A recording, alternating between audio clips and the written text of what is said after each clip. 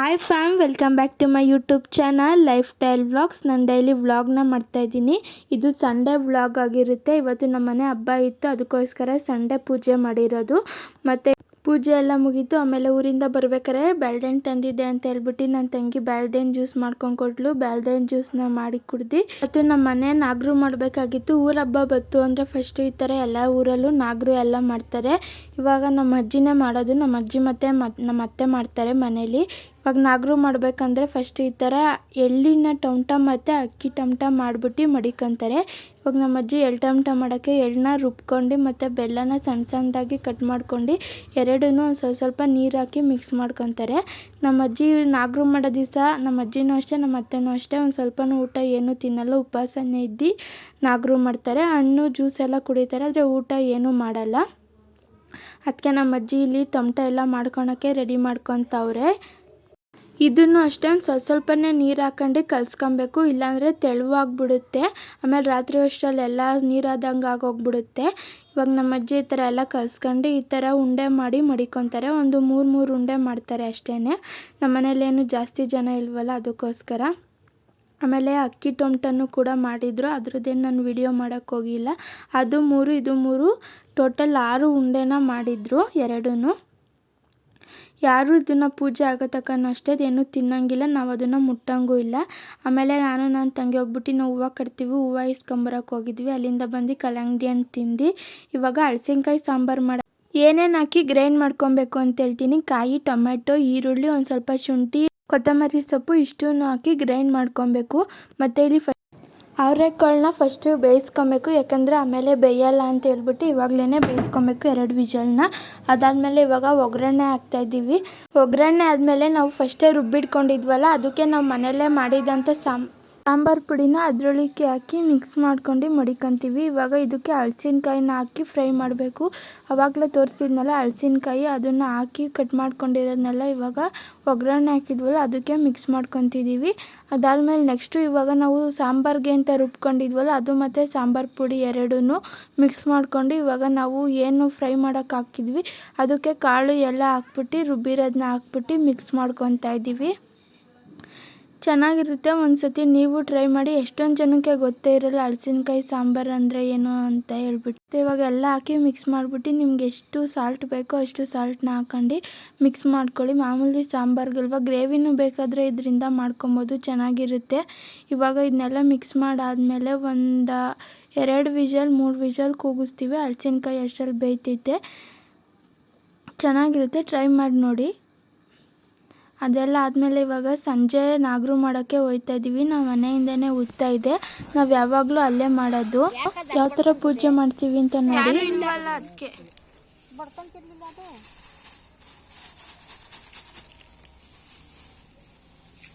ನಾನು ಅಷ್ಟನ್ನ ಕುಂಕುಮ ಚೆಲ್ತೀನಿ.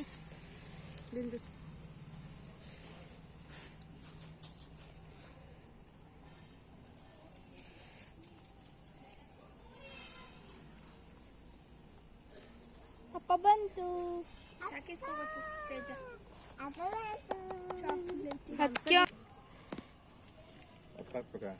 ಅಜಿತ್ ಹಾಕ್ಬೇಕು.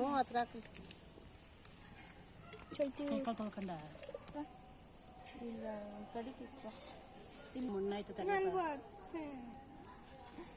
ಕಡೆ ಸರಿಗೆ ಮಾಡಿ ಸುಮ್ಮನೆ ಅವಾಗ್ಲಿ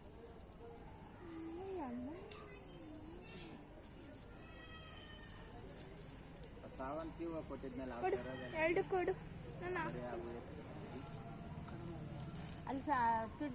ಈ ಕಡೆ ಸಿಂಧ ಬರ್ತೇರಿ, ನಾನು ಹೋಗಲ್ಲ ಸುಮ್ಮನೆ. ಜಾಸ್ತಿ ಎಸಿತೇಜು ತಾಂಡೋಗಂಗಿಲ್ಲ, ಎಲ್ಲ ಇಲ್ಲೇ ಎಸ್ಬಿಡು.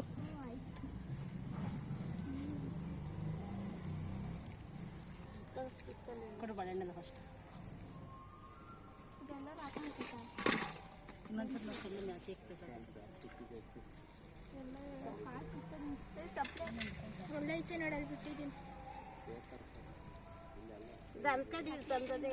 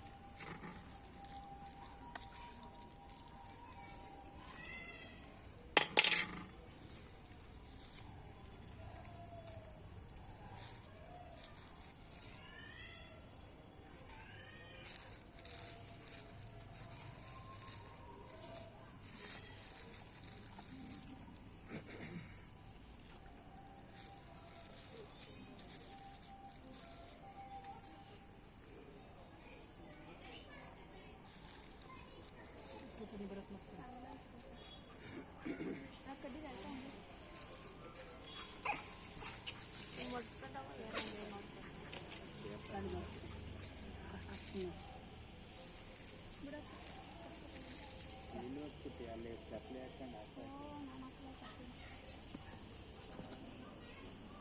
ಕಡ್ಡಿ ಹಾಕ್ತಾರೆ.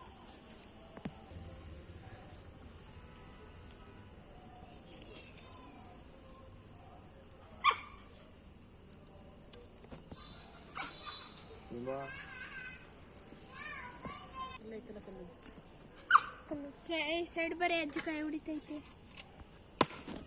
ಕಚ್ ಮಾಡು. ಅಯ್ಯೋ ಎಲ್ಲಾರು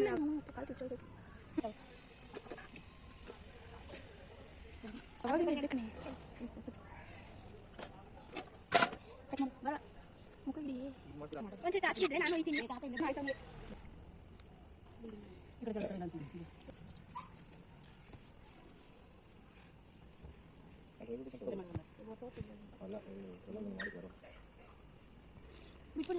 ನಾನು